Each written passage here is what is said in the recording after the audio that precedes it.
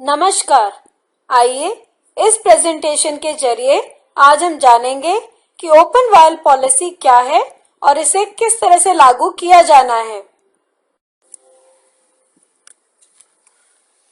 आज pentavalent vaccine बहुत दुखी है। आइए उसी से पूछते हैं कि वो दुखी क्यों है। अरे ओ पेंटावेलेंट वैक्सीन, तुम दुखी क्यों हो? आज ही मेरी सील को खोला गया था और आज मुझसे 2 ही बच्चों को टीका लगा। पहला 10 बजे और दूसरा 12 बजे और 3 बजे मुझे कचरे के डिब्बे में डाल दिया गया, जबकि मेरे अंदर तब भी बच्चों को बचाने की ताकत बची थी। तो क्या 17 के बाद भी वैक्सीन को इस्तेमाल किया जा सकता है?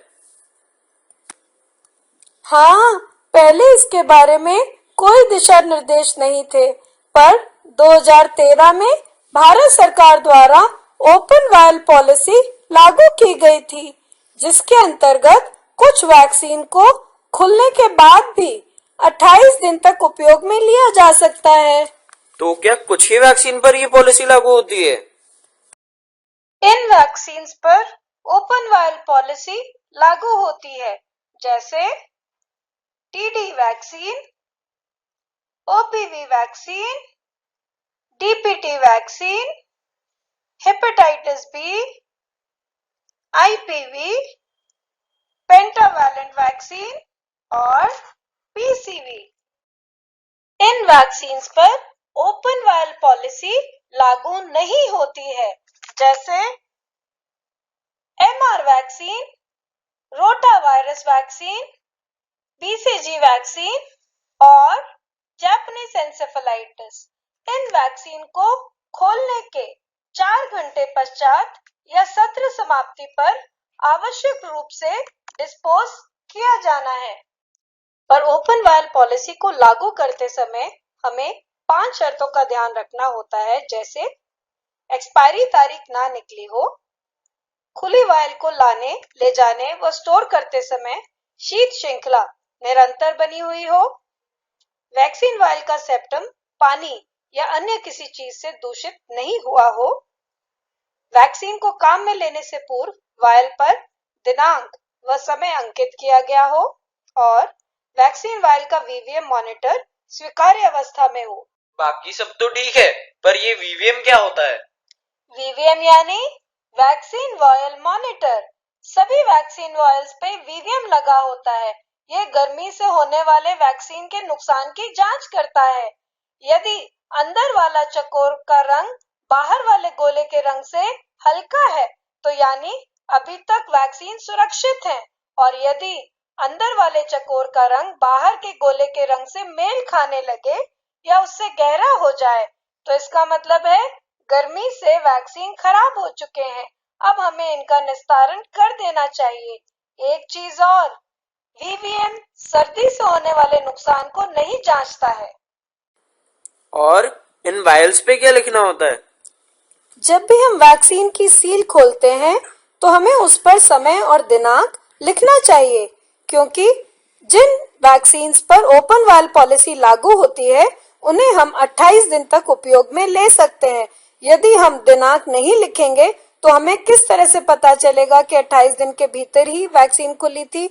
और साथ ही में जिन वैक्सीन पर ओपन वायल पॉलिसी लागू नहीं होती है उन्हें हमें 4 घंटे तक ही इस्तेमाल कर सकते हैं।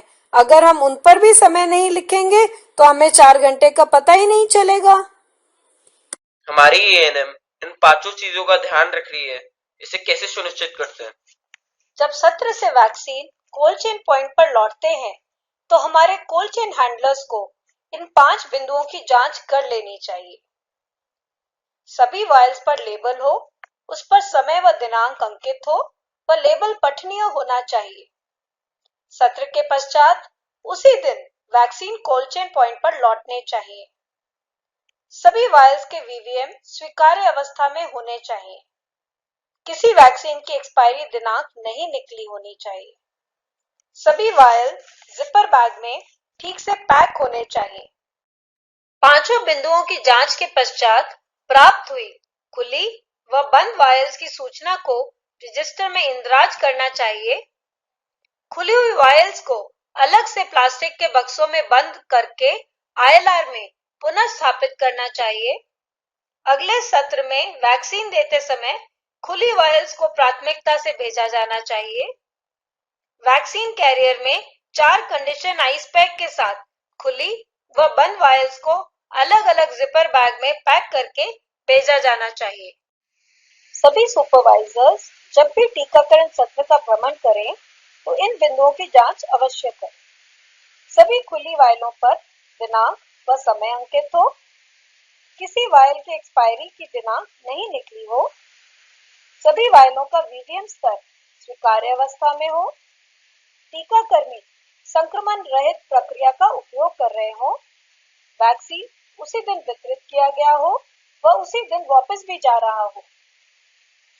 कोल्ड चेन पॉइंट के सेक्टर मेडिकल ऑफिसर्स हफ्ते में 1 दिन और अन्य सुपरवाइजर्स जब भी वैक्सीन डिपो का भ्रमण करें तो इन बिंदुओं की जांच भी अवश्य करें। पूर्व में खुली हुई वायलों को पहले वितरित किया जा रहा हो, वितरण से पूर्व वीवीएम की जांच हो रही हो, एक्सपायरी दिनांक की जांच हो रही हो, टीके जमे होने व उससे संबंधित लक्षणों की जांच हो रही हो। सभी आइस पैक को सही तरीके से कंडीशन किया जा रहा हो, सभी वैक्सीन्स को जिपर बैग में डालकर ही वितरित किया जा रहा हो, टीके सत्र के दिन ही वितरित किए जा रहे हो और वापस आते हो। सत्रों के बाद वायलों की जांच के पश्चात ही अलग से प्लास्टिक के डब्बों में पैक करके ILR में रखा जा रहा हो।